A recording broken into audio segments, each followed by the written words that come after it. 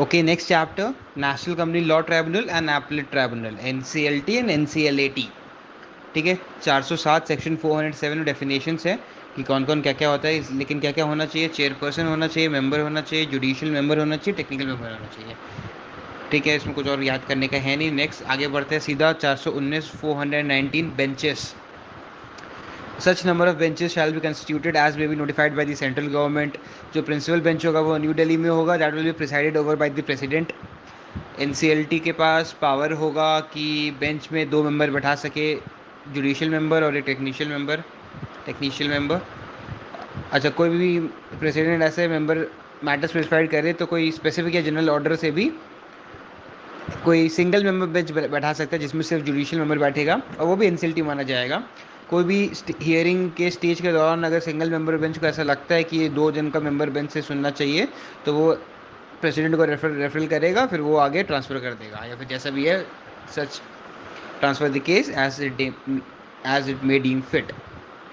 Central government notification के बाद कोई भी ऐसा एनसीएलटी का बेंच को एस्टैब्लिश कर सकता है to act as the adjudicating authority under IBC, insolvency and bankruptcy code. अच्छा, कोई डिफरेंस ऑफ ओपिनियन हो गया तो अगर कोई 2 मेंबर के बीच में हो गया तो मेजोरिटी के मेंबर्स के बीच में हो गया तो मेजोरिटी के बीच में, अगर इक्वली डिवाइडेड है तो प्रेसिडेंट को रेफर करेंगे, और फिर प्रेसिडेंट फिर बाई हियरिंग करवाएगा एक या 2 मेंबर्स से। अगर ऐसा कोई भी पॉइंट में जो भी मेजोरिटी देखा जाएगा, वो जो नया लोग आया और जो पुराना मेंबर्स लोग था, सबका मिला के जो मेजोरिटी देखा जाएगा।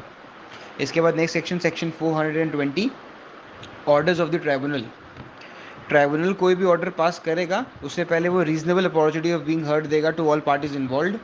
ट्राइब्यूनल का कोई भी अगर ऑर्डर में कोई एपरेंट मिस्टेक है, मिस्टेक एपरेंट फ्रॉम रिकॉर्ड, तब उसको 2 साल के अंदर अंदर रेक्टिफाई करके अमेंड कर सकते हैं। ये ट्राइब्यूनल सुओ मोटो भी कर सकता है, फिर brought to notice by other parties भी कर सकता है। नो अमेंडमेंट अलाउड अगर अपील को प्रेफर कर दिया गया है, इफ़ अपील प्रेफर्ड। अच्छा, जो ऑर्डर का कॉपी रहेगा उसे पार्टीज को भेजना पड़ेगा ट्राइब्यूनल को। अच्छा, अपील कब कर सकते हैं इसके अगेंस्ट, कोई भी ऑर्डर के against? Appeal against tribunal order, NCLT का ट्राइब्यूनल के ऑर्डर के अगेंस्ट 421 सेक्शन 421। इसमें कोई भी पर्सन जो अग्रीव्ड है वो अपील कर सकता है against the appeal of NCLT with appellate tribunal, NCLAT. No appeal shall lie to appellate tribunal if order was made with consent of parties. Parties का मंजूरी से कोई ऑर्डर पास किया गया उसके बाद फिर वो लोग वापस अपील नहीं फाइल कर सकता अगर पहले मंजूरी दे दिया था अपील ऑर्डर आने से पहले ही कुछ। अच्छा, अपील को का डेट है 45 डेज़। इसका 45 डेज़ का एक्सटेंशन मिल सकता है। इसको एक such form and such fees as may be prescribed में जमा करना है। अच्छा, एक्सटेंशन कब मिलेगा? मे entertain an appeal after expiry if it is satisfied that the appellant was prevented by sufficient cause. If it is satisfied that the appellant was prevented by sufficient cause from filing the appeal within the period, condemnation for delay बोलते हैं इसको। ठीक है, appeal मिलने के बाद N C L A T regional opportunity of being heard देगा। उसके बाद जो पुराना ऑर्डर था या तो उसको कंफर्म करेगा, या तो मॉडिफाई करेगा, तो सेट असाइड करेगा। इसके बाद जो नया ऑर्डर पास करेगा एन सी एल टी, कुछ भी किया हुआ वो एन सी एल टी को भी देगा और सारा पार्टीज़ को भी भेजेगा। अच्छा, ये सब जल्दी जल्दी करना है। Section 422, expeditious disposal by tribunal and appellate tribunal, सब जल्दी जल्दी करना है। इसलिए वो लोग को as expeditiously as possible tribunal और एटी दोनों को 3 महीने के अंदर ख़त्म करना है। If not dispose within 3 महीना, record reasons and the principal या फिर चीफ सीपी, या तो सॉरी या तो चेयरपर्सन या फिर उसका president will extend a period up to 90 days. Wording ऐसा है 3 महीना प्लस 90 डेज का एक्सटेंशन है। ठीक है। अच्छा, ये जो N C L A T का ऑर्डर से भी किसी को अगर दिक्कत है, कोई एग्रीव्ड है, तो फिर वो सुप्रीम कोर्ट जाएगा सीधा। सुप्रीम कोर्ट को 60 दिन के अंदर कर देगा, only on the basis for question of law. ठीक है, इसका भी कंडोनेशन का है, इसका 60 दिन है, लेकिन इसमें ऊपर था 3 मंथ्स, नहीं ऊपर था 45 डेज प्लस 45 डेज। उसके बाद ये लोग की तरफ से था 3 मंथ्स प्लस 90 डेज, और फिर सुप्रीम कोर्ट का है 60 डेज प्लस 60 डेज। अच्छा, सबका प्रोसीजर क्या होगा? सबका प्रोसीजर लिखा हुआ है सेक्शन 424 में। जो ट्राइब्यूनल है या फिर एपलेट ट्राइब्यूनल है, that is not bound by the civil code of civil procedure 1908, but it is guided by the principle of natural justice. इसका मतलब एडिक्वेट नोटिस दिया जाएगा, फेयर हियरिंग होगा विदाउट एनी बायस। ठीक है, लेकिन इसका पावर्स क्या होगा ट्राइब्यूनल का, एपलेट ट्राइब्यूनल का? Same powers as vested in the civil code. इसमें जो अदानी आईपीओ का एआईपीओ था वो तो है ही, उसके अलावा कुछ और भी है, इसलिए इसका एक्रोनिम है पारसेरो। पारसेरो। इसमें PARCER, आर लास्ट वाला आर दो है, फिर ओ। ठीक है।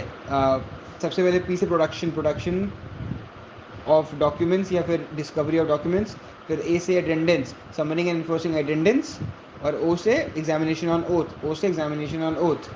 फिर आर से रिक्वेजिशनिंग एनी पब्लिक रिकॉर्ड या डॉक्यूमेंट या copy of such record from any office, किसी और ऑफिस से रिक्वेजिशन करके मंगा सकता है। Issuing commission for examination of witness, कोई विटनेस कमीशन इशू कर सकते हैं फॉर एग्जामिनेशन ऑफ विटनेस या documents. Receiving evidence on affidavit, affidavit पे एविडेंस एविडेंस ले सकता है। Dismissing any representation for default on और डिसाइडिंग एट एक्स पार्टी, कोई रिप्रेजेंटेशन को डिसमिस कर सकता है कोई डिफॉल्ट का, और फिर उसको एक्स पार्टी भी निकाल सकता है बिना आदमी को बुलाए। या setting aside any order of dismissal of any representation for default और any order pass by it ex parte, या कोई ऐसा जो ऊपर जो बोला कर सकता है उसको सेट भी कर सकता है, या एनी अदर मैटर। पार्सेरो, production, attendance, requisitioning, commission, evidence, representation others. ठीक है। अच्छा, ये जो भी ऑर्डर रहेगा ट्राइब्यूनल या अपीलेट ट्राइब्यूनल का, it will be enforce as it were a decree of the court. ठीक है। और उसको आसपास का कोई भी छोटा मोटा लोकल लिमिट का जुरिस्डिक्शन का कोर्ट हो, उसको हम लोग को ये ऑर्डर भेजेंगे। कंपनी है तो जहाँ पे कंपनी लोकेटेड है उसके आसपास का, या कोई पर्सन है तो पर्सन का जो भी बिजनेस का एड्रेस दिया है जहाँ से भी करता है उसके आसपास का कोई भी लोकल कोर्ट को हम लोग ये ऑर्डर आगे भेजेंगे, वो लोग जिसका जुरिस्डिक्शन में आता है। अच्छा, ये भी जो भी ट्राइब्यूनल या फिर ट्राइब्यूनल का प्रोसीडिंग होगा, it will be deemed judicial proceeding.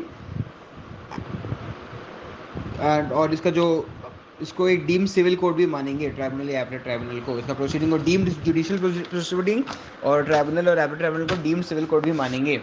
अच्छा, इसके पास आगे पावर रहता है to punish for contempt of court, just like a high court. High court जैसे आपको पनिश कर सकता है फॉर एनी कंटेम्प्ट, ट्राइब्यूनल या एटी भी आपको पनिश कर सकता है for any contempt of court. अच्छा, ये लोग के पास भी पावर रहता है डेलीगेशन का, ये लोग भी अपना कोई भी डायरेक्टली कोई भी भाई जनरल या स्पेसिफिक ऑर्डर कोई भी ऑफिसर या एम्प्लॉय या अदर ऑथराइज पर्सन को डायरेक्ट कर सकता है दो चीज़ के लिए: inquire into the matter relating to the appeal या पिटिशन, या फिर रिपोर्ट टू इट। इंक्वायर या report, inquire into the matter या रिपोर्ट। ठीक है। अच्छा, इसका जो भी प्रेसिडेंट मेंबर ऑफिसर रहता है वो लोग पब्लिक सर्वेंट रहता है। Public servant under section 21 of the IPC, Indian penal code. कौन कौन? President, chairperson, members. कौन सा? जुडिशियल मेंबर, टेक्निकल मेंबर, दोनों। ठीक है। अच्छा, ये लोग कोई भी अगर काम करे, सबको, ये सब बड़ा बड़ा आदमी, कौन कौन? Tribunal, president, members, employees, appellate tribunal या चेयरपर्सन या उसका मेंबर्स या उसका एम्प्लॉयज़ या लिक्विडेटर या कोई भी other person authorise by tribunal level, कोई भी ऐसा काम करे तो कोई नो सूट्स, प्रोसिक्यूशन या अदर लीगल प्रोसीडिंग ये लोग के चालू नहीं कर सकते हैं। कोई सूट, प्रोसिक्यूशन या लीगल प्रोसीडिंग चालू नहीं कर सकते हैं विद रिस्पेक्ट टू इन लोग सबके किया हुआ कोई भी काम जिससे किसी को लॉस या डैमेज हो गया हो। लेकिन वो लोग ये काम एक्ट इन गुड फेथ किया हो, गुड फेथ से किया हो, तब कोई लॉस या डैमेज के लिए ये लोग से कोई भी हम लोग प्रोसीडिंग, सॉरी, सूट, प्रोसिक्यूशन या लीगल प्रोसीडिंग, सूट, प्रोसिक्यूशन या लीगल प्रोसीडिंग चालू नहीं कर सकते हैं।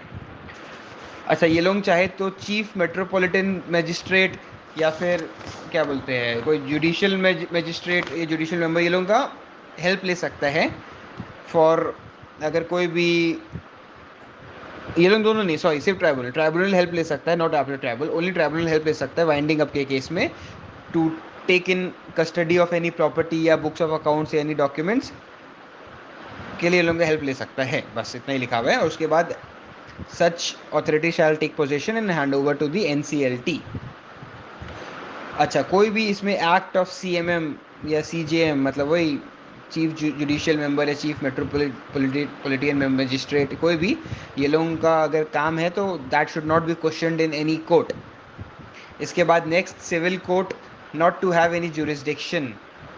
ये लॉ का लैंग्वेज इसमें लिखा हुआ है कि no civil court shall have jurisdiction to entertain any suit या proceeding with respect to any matter which the tribunal या appellate tribunal is empower to determine as per this act. वो लोगों के अगेंस्ट में कोई सिविल कोर्ट बीच में टांग नहीं रहेगा।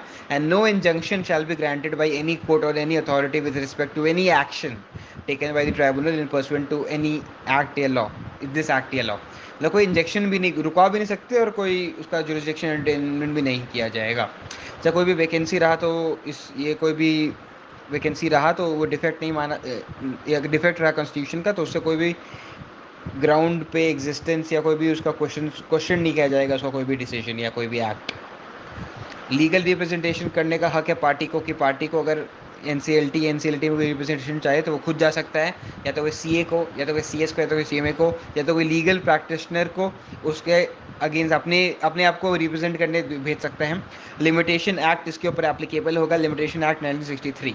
बस end of chapter NCLT, chapter NCLT.